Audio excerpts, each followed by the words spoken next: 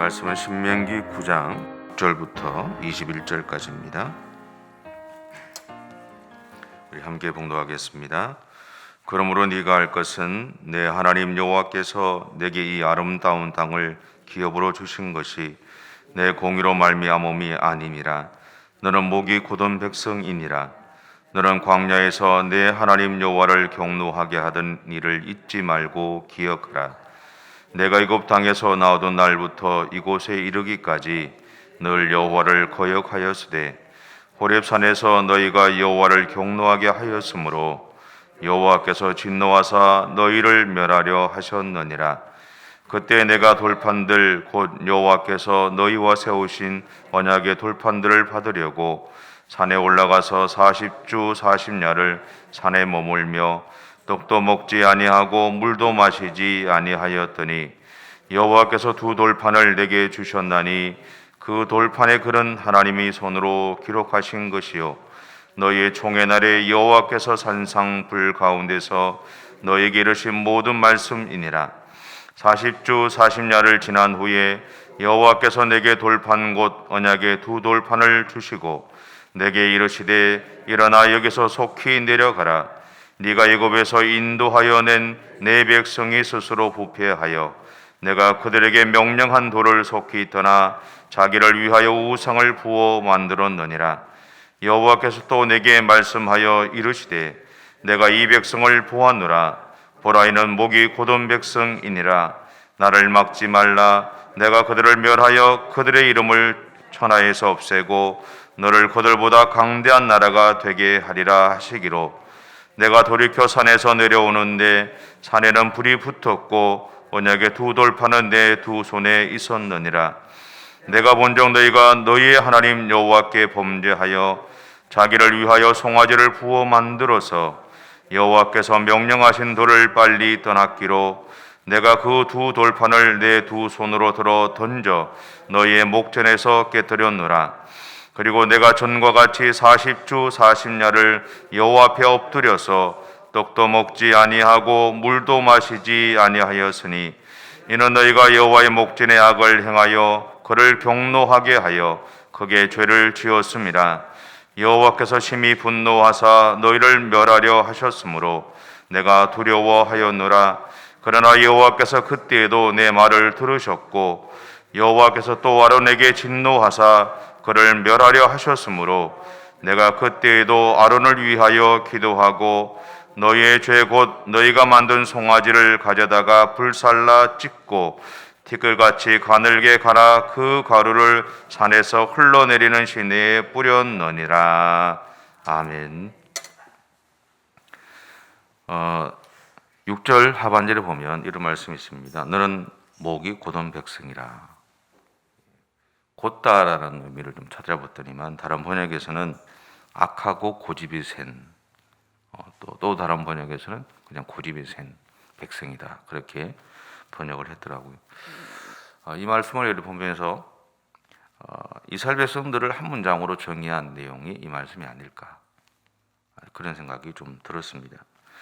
아마도 여기에는 40년 동안 모세가 겪었던 이스라엘 백성들의 삶의 태도가 고스란히 포함되어 있겠죠. 이것을 7절 하반절에서 이렇게 표현합니다. 네가 애굽 땅에서 나오던 날부터 이곳에 이르기까지 늘 여호와를 거역하였느니라. 이스라엘 백성들이 애굽에서 나온 때부터 지금 40년이 지난 45년이 지난 지금까지 이스라엘 백성들이 하나님을 향해서 가졌던 기본적인 태도는 거역함이었다라는 겁니다. 말씀을 준비하면서 그런 생각이 들었어요. 이것이 내 삶은 아닐까? 내 삶은 아니었을까? 사람들 앞에서 목사로 살기 전에 사람들 앞에서 늘 하나님 앞에서 내가 하나님 말씀대로 살아가려고 애를 쓴다라고 고백하고 살아왔지만 그럼에도 불구하고 내 삶의 모습들, 말씀대로 살려고 했던 그 순간에 내면의 내 모습들까지도 돌아보면 내가 늘 거역하는 마음들이 안에 있지 않았을까. 또 어떤 면에서는 나에게 유익한 모습들대로 또 그렇게 하나님의 뜻을 또 하나님의 마음들을 내한테 좋은 대로 이렇게 이끌어 가려고 또 해석하려고 노력하지 않았을까라는 생각들이 좀 많이 들었습니다. 여러분, 우리는 하나님의 기도합니다. 그런데 하나님의 일하심을 기다리지는 못해요. 잘 못하는 것 같아요. 내가 원하는 빠르기와 하나님이 원하는 시간이 다르기 때문이죠. 그 차이를 견디지 못하는 겁니다. 그리고 기도는 했지만 하나님의 역사를 믿지는 않는 것 같아요. 기대하는 것과 믿는다라는 것은 좀 다르죠. 기대한다는 것은 내가 그려놓은 그림대로 되어지는 것을 갈망하는 겁니다. 반면에 믿는다라는 것은 내가 그려놓은 그림이 있지만 그렇게 그려지지 않아도 그렇게 행하시는 하나님을 인정하고 받아들이는 겁니다. 이것을 가장 분명히 보여주는 모습 중에 하나가 다니엘서 3장에 나옵니다. 느부갓네살 왕이라는 사람이 자기 신상을 만들고 모든 백성들이 그 신상에 전하게 했어요. 근데 절하지 않으면 풀무불이라는 것을 풀무를 만들어 두고 거기에 집어넣어서 태워서 죽이겠다고 공포를 했습니다. 근데 모든 백성들이 다 그 절을 하는데 유독 성경에 보면 다니엘 3장에 보면 사드락과 메삭과 아벳느고라고 하는 세 명의 청년, 유대 청년들이 절하지 않아요. 그 모습을 보고 느부갓네살 왕이 그들을 회유하죠. 근데 그들이 거절합니다. 그러니까 풀무불을 7배나 더 뜨겁게 만들었어요. 위협하는 거죠. 위협하는 거죠. 근데 그때 그들이 이런 이야기를 합니다. 왕이 우리가 섬기는 하나님이 계시다면 우리를 냉일이 타는 풀무 가운데서 능히 건져내시겠고 왕의 손에서도 건져내실 겁니다. 근데 그렇게 하지 않아도, 그렇게 하시지 아니하실지라도 왕이여 우리가 왕의 신들을 섬기지 아니하고 왕의 금신상에게 세우신 금신상에게 절하지 않겠습니다 라고 얘기합니다. 성경에 보면 그렇게 했던 그 사람들, 그 세 명의 청년들을 하나님이 보호하셨음을 우리에게 보여주죠. 또한 창세기 22장에 보면 하나님의 약속의 증거로 아브라함 100세에 이제 아들 이삭을 주시게 됩니다. 그런데 하나님 그 아들 이삭을 다시 자신에게 돌려달라고 하는 장면이 나와요. 25년 전에 아브라함은 갈대아 우르에서 하나님의 부르심을 받습니다. 엄밀히 따지면 성경에 표현하면 엄밀히 따지면 하란에서 만나죠. 하란에서 하나님의 부르심을 받습니다. 그분의 약속을 받은 다음에 자신의 고향을 떠나서 낯설고 험한 길을 헤치면서 창세기 22장인데 그 자리까지 왔어요. 거기까지 오는 동안 아브라함에게는 하나님의 약속이 전부였습니다. 하나님의 약속만 보고 그런 그 시간들을 보내왔거든요. 그리고 그 길까지 갔어요.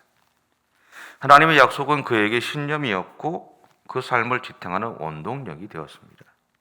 그런데 하나님은 자신이 아브라함에게 하셨던 그 약속을 아브라함에게 포기하라고 명령하시는 거예요.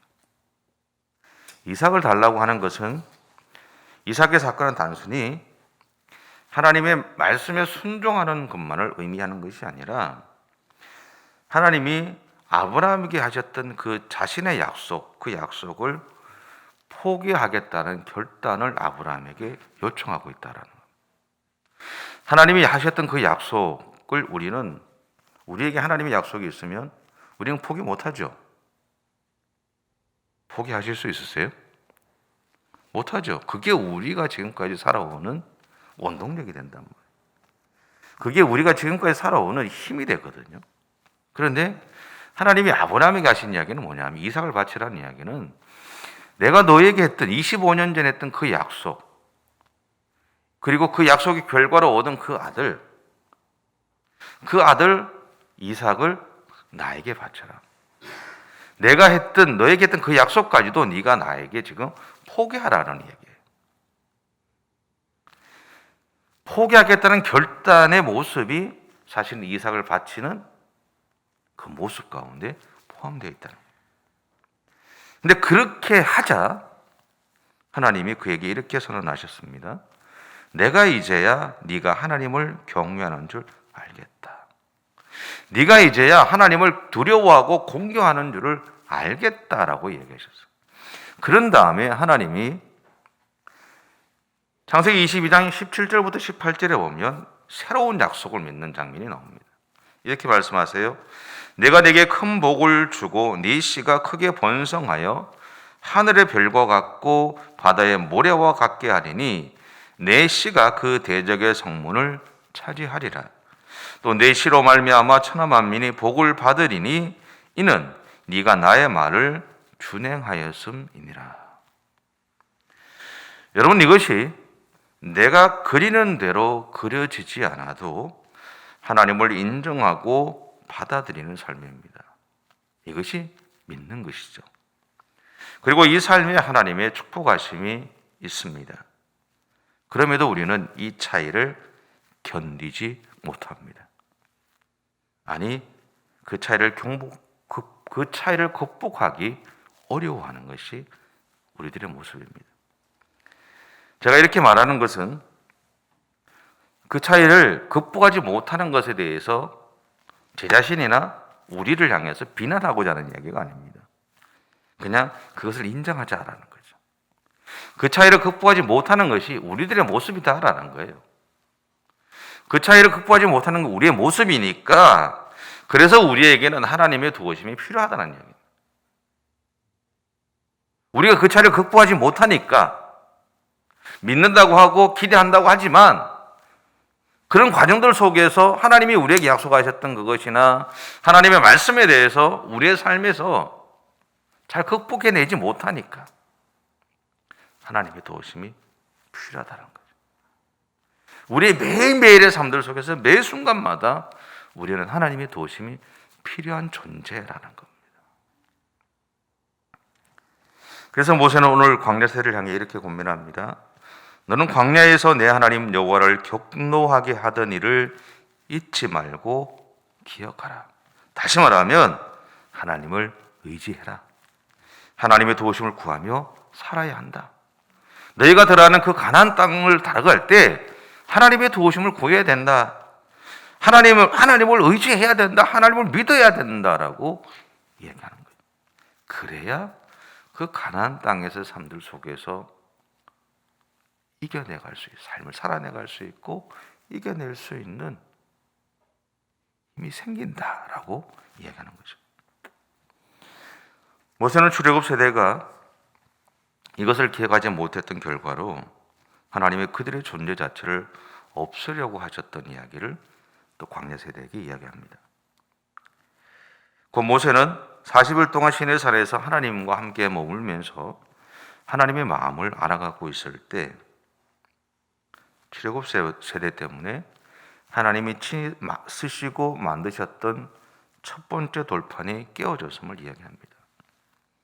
그리고 자신의 그들의 죄에 대해서 하나님에게 용서를 구하면서 다시 생명을 걸고 40일 동안 금식의 시간과 자신이 직접 돌을 깎고 이전에 하셨던 말씀들을 새기는 과정을 통해 두 번째 돌판이 주어졌음을 이야기해요. 모세가 첫 번째 40일 동안 있을 때도 40일 금식을 했습니다. 두 번째 또 40일 했어요. 그 차이가 뭘까요? 첫 번째 돌판은요, 출애굽 세대를 향한 하나님의 사랑이 담겨져 있었어요. 두 번째 돌판에는요, 회개와 고통과 절박함이 담겨 있었어요. 첫 번째 40일 동안 하나님의 그 돌판을 주시고 하나님과 함께 할 때는요, 하나님의 은혜가 그 가운데 임했을 겁니다. 하나님이 은혜가 임했을 때는 금식을 해도 힘들지 않아요. 저는 40을 안 해봤기 때문에 40일 동안 해본 적은 없어서 모르는데 3일씩 이렇게 해보면 3일 어떨 때는 3일 할 때 참 쉬워요. 더 할 수 있을 것 같아요. 근데 어떨 때는 3일을 하는데 첫날부터 힘들어요. 죽을 것 같아요. 근데 그 차이가 첫 번째 하나님의 사랑하심이 담겨져 있었던 시간들 동안에는 하나님의 은혜가 있기 때문에 그 40일 시간이 쉽게 지나갔을 겁니다. 근데 두 번째는요, 회개와 고통과 절박함이 있거든요. 자기의 의지적인 40일이에요. 죽을 만큼 힘들었을 겁니다. 정말 생명을 내걸고 그 시간들을 보냈을 거예요.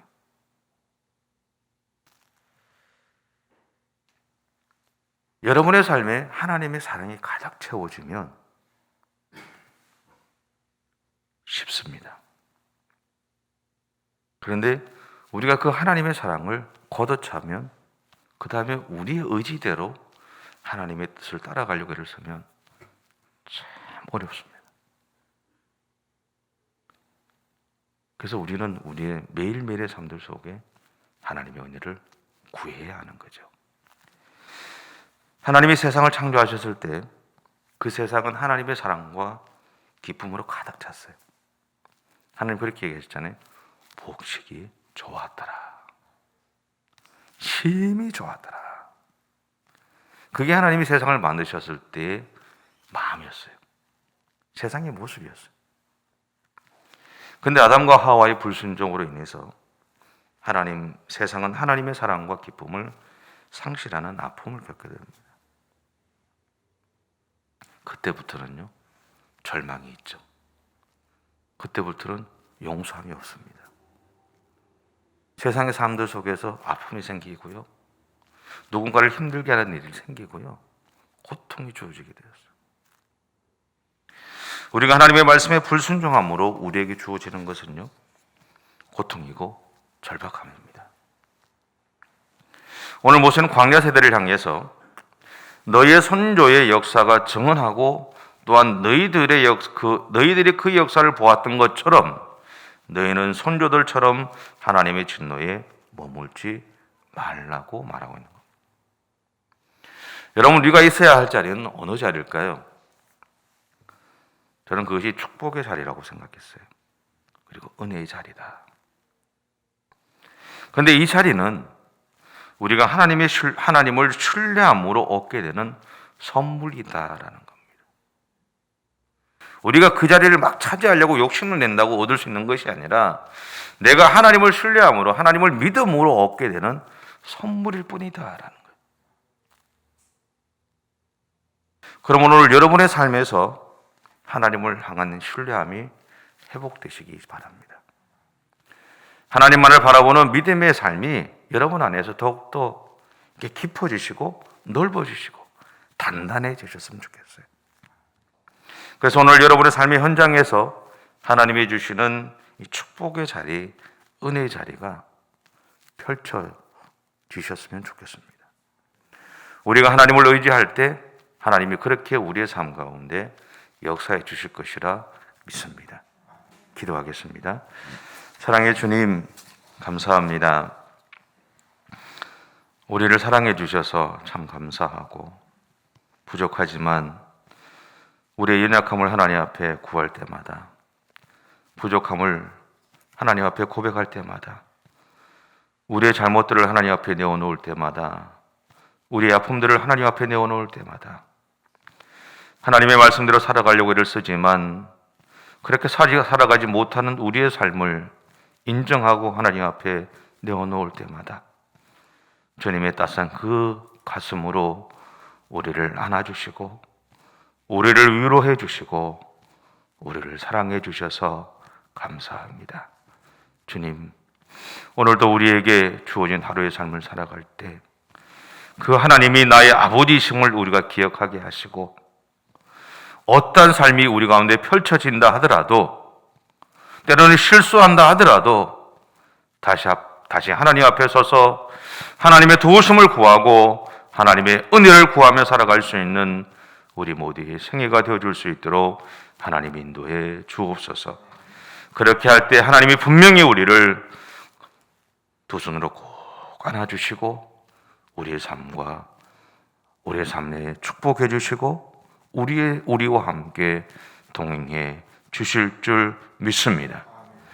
우리들 까닭에 우리의 삶의 자리가 축복의 자리가 되게 하시고 은혜의 자리가 되게 하시고 하나님을 경험하는 그런 복된 자리가 되어줄 수 있도록 하나님 역사해 주옵소서. 주께서 오늘 또 우리를 통해서 일해 주시고 우리와 함께 해주실 것을 믿으며 감사드리며 예수님의 이름으로 기도드립니다. 아멘.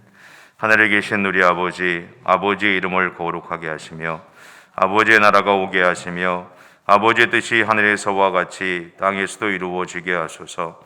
오늘 우리에게 일용할 양식을 주시고 우리가 우리에게 잘못한 사람을 용서하여 준 것 같이 우리 죄를 용서하여 주시고 우리를 시험에 빠지지 않게 하시고 악에서 구하소서. 나라와 권능과 영광이 영원히 아버지의 것입니다. 아멘.